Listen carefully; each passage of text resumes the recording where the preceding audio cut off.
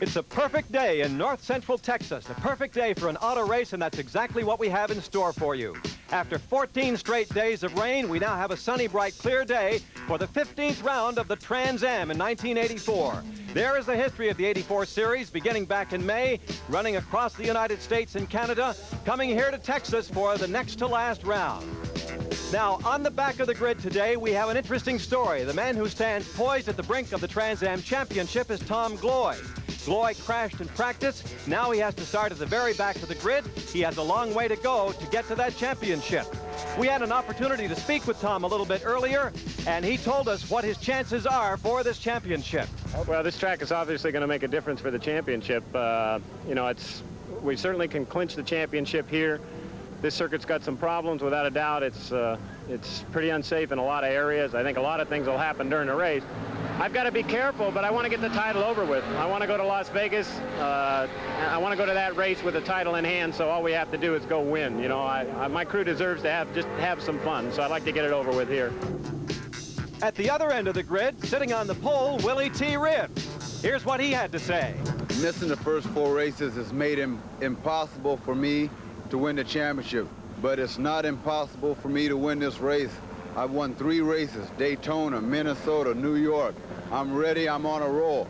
I got the best average in the Trans Am Championship this year. I'm coming here to Texas, and it's going to be like the Alamo all over again. We're going to get it on. Get it on is what Willie T. does best, and we are anticipating the start. A good crowd is gathered. The balloons are going up, the Texas flag flying, and we're prepared for the start of the Texas Challenge Trans Am.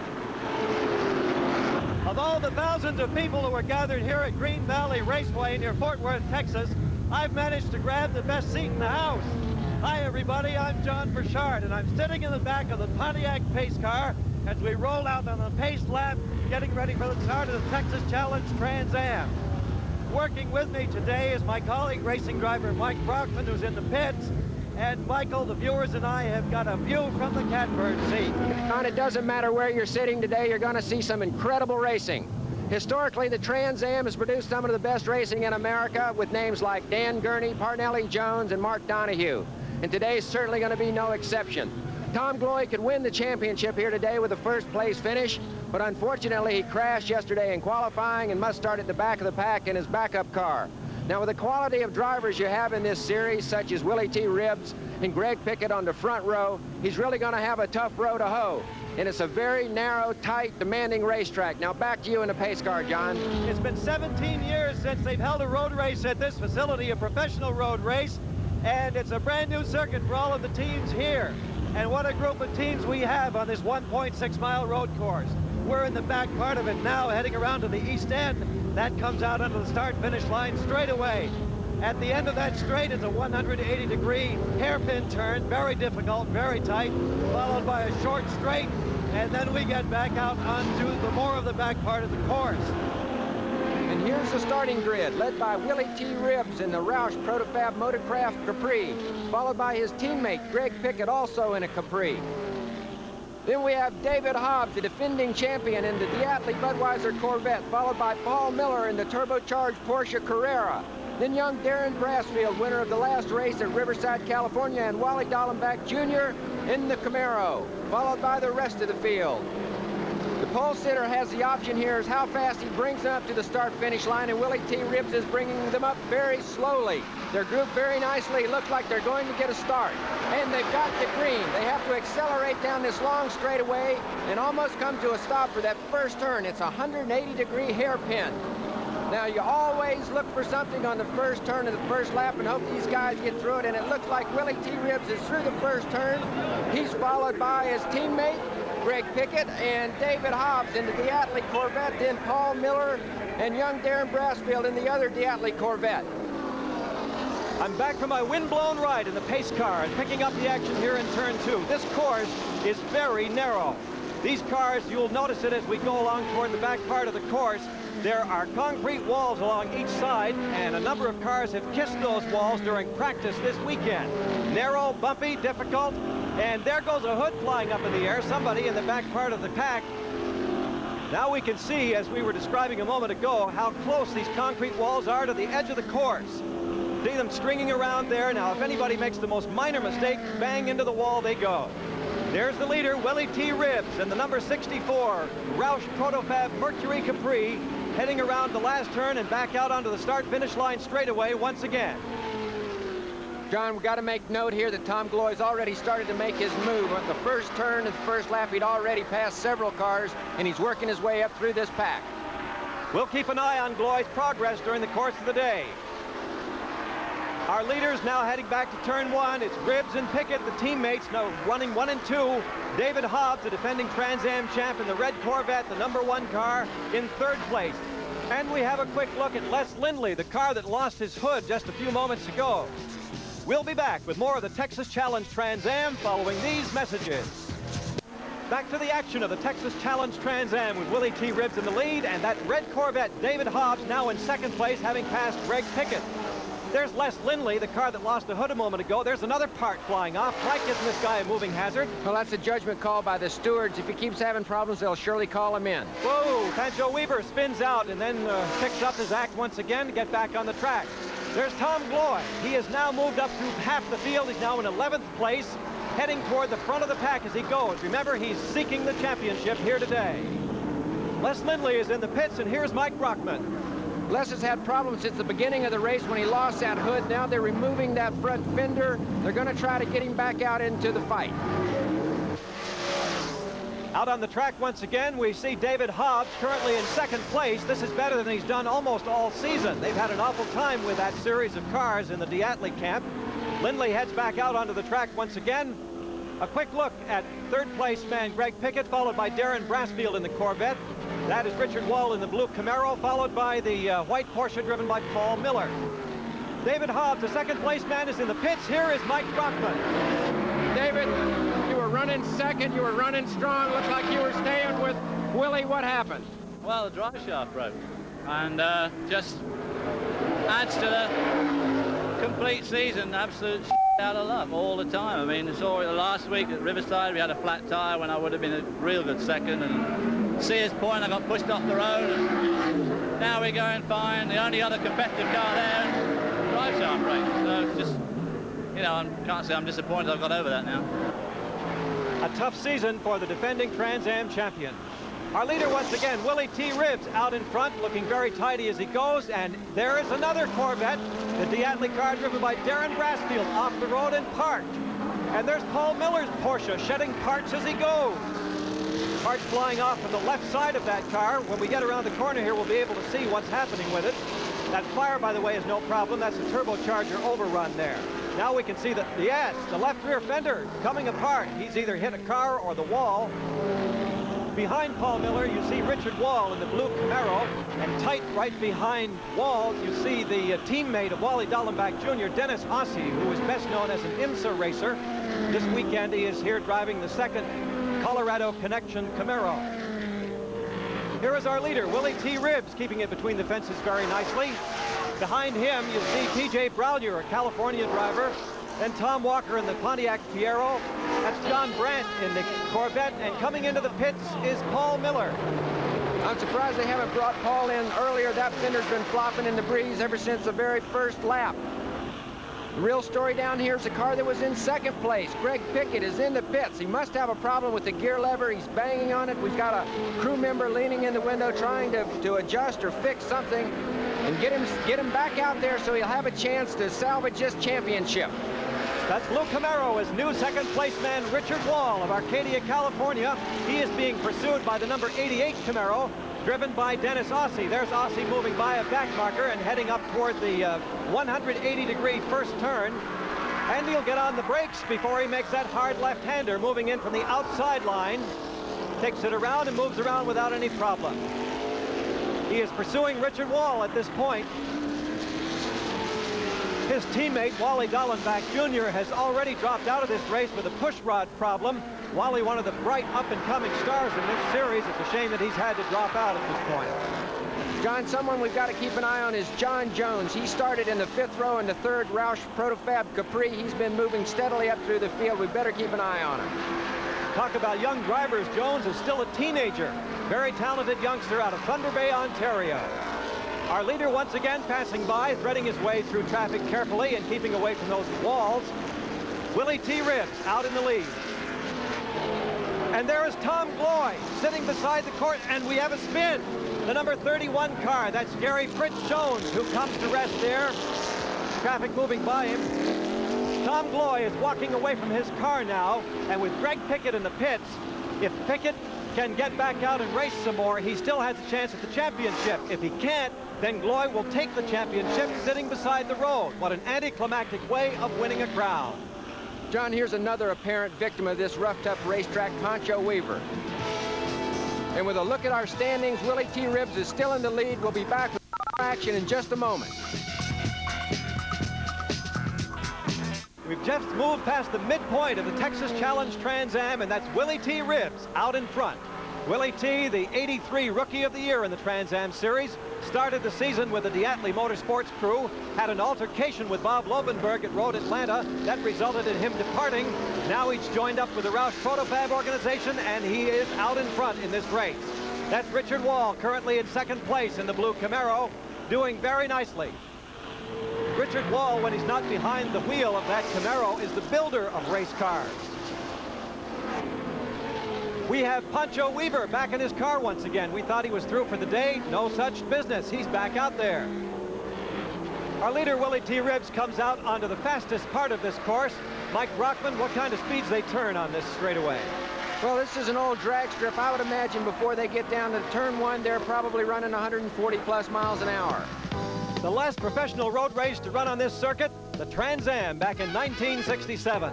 There is some vintage footage that you can see the era of the cars.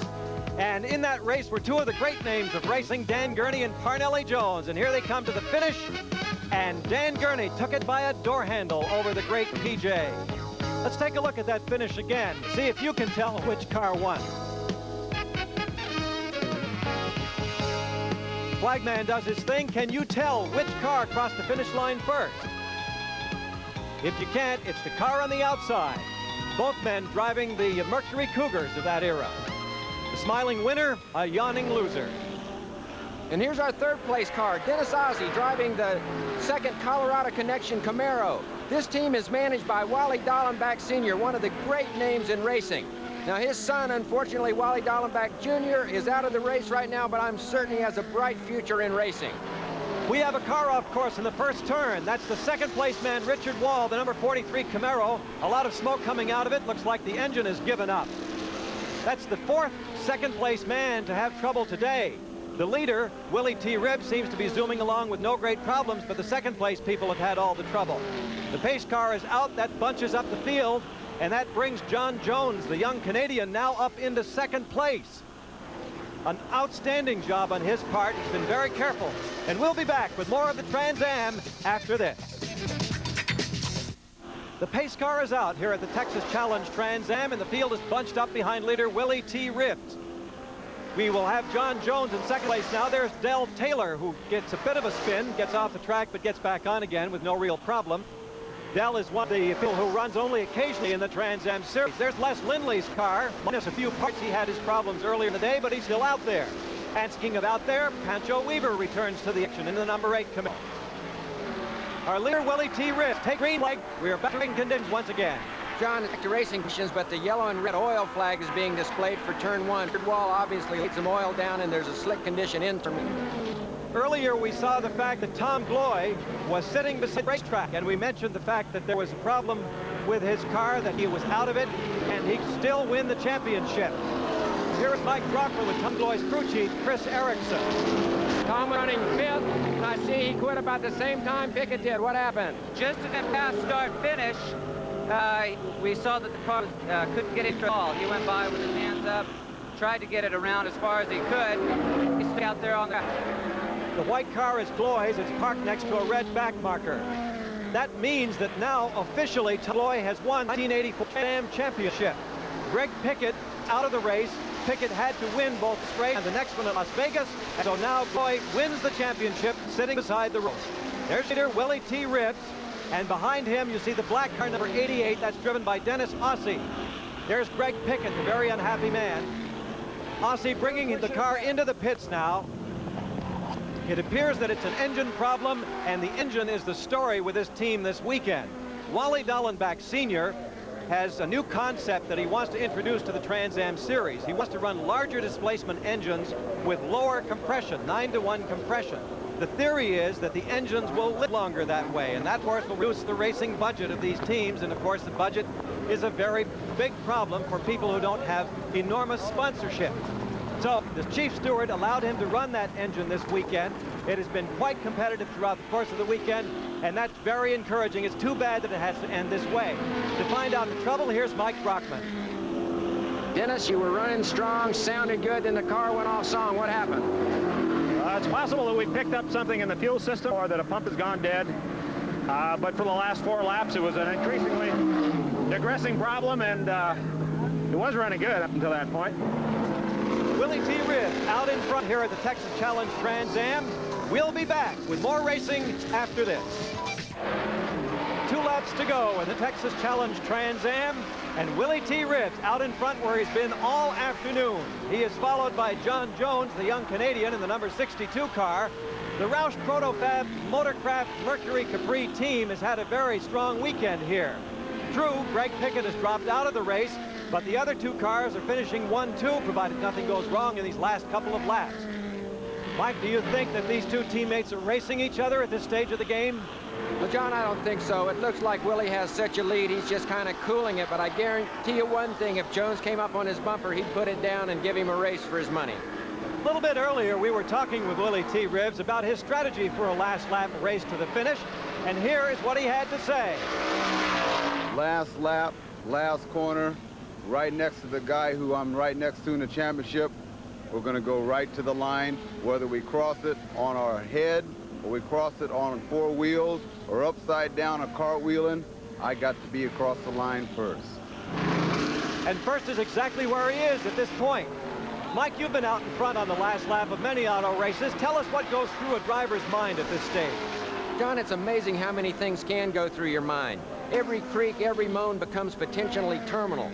Also, when you've led from wire to wire, you start to think it's so easy. Where is everybody? You know, what's happened to everybody?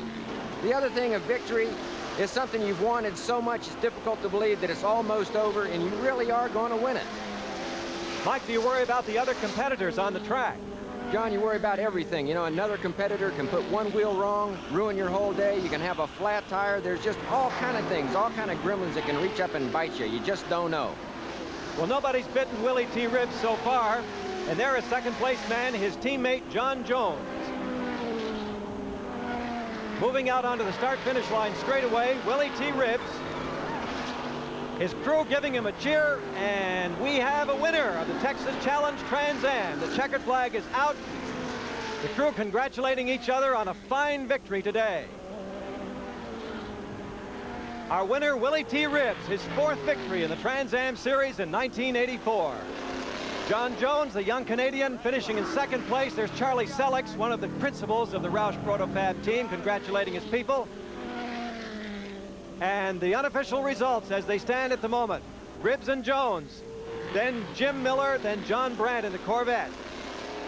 We got Willie T. Ribbs in the winner's circle. Willie, is wire to wire for you. Were there any problems at all? It was absolutely fantastic. The car, the preparation, everything. I mean, the Roush Protofab team, Motorcraft, I mean, they're tested tough, and we showed them today. There was a lot of talk about the track conditions. How was the track for you? Fantastic. I mean, it was better than my bed at home. That's how comfortable it was. So the rough conditions didn't bother your Capri at all? No, fantastic. I mean, I'm thinking about moving down here to Dallas now. Me and J.R. Ewing. Well-deserved win. Congratulations. Thank you. There's Tom Gloy's car coming in on the end of the hook. That's the car of the new champion, and Mike has moved over for a word with Tom Gloy. Tom, you're a real racer. I know you'd rather won it on the racetrack. You know, you had to sit there and watch Ribbs win it, but you won the championship. Yeah, long weekend for us. We rode a car off yesterday, had to start at the back of the field. The car was working good. It really looked like we were gonna do what we needed to do, and then something broke in the gear shift linkage. We'd love to win it on the track, there's no doubt. But you know, it's only my 2nd non-finish the entire year, and that's a credit to my crew. The guys have been fabulous. My sponsor, 7-Eleven, have been great. You know, my Capri's been running all year, real strong. she's just a great car. You've been a favorite all year, Tom. You won the championship. Congratulations. I tell you, it's been 4 years, and I'm real happy this one's over with. Thank you, Tom. A long struggle for the new champion, Tom Gloy. The official results, Willie T. Ribbs the winner with his teammate John Jones in second place. Jim Miller in the Joe Huffaker Pontiac came in third, and John Brandt in his Corvette was fourth. Now let's take a look at the money they've won. Willie T. Ribbs with more than $10,000. John Jones gets over $6,200. That converts into more money than that when he goes back north of the border. The point standings. With one race to go, Tom Gloy has clinched the championship and Greg Pickett is second. Willie T. Ribbs moves up to third place now, and the absent Bob Lobenberg rests in fourth. The total prize money so far in the 1984 season, Tom Gloy on top, Greg Pickett doing very well. And Willie T. Ribbs, Darren Brassfield, and Bob Lobenberg rounding out the top five. So the Trans Am has come back to Texas and produced a new champion. We thank everybody for their Texas-style hospitality. Our congratulations to champion Tom Gloy and race winner Willie T. Ribbs. For Mike Brockman, this is John Burchard. So long from Texas. This has been a Cinevid International presentation produced in association with ESPN.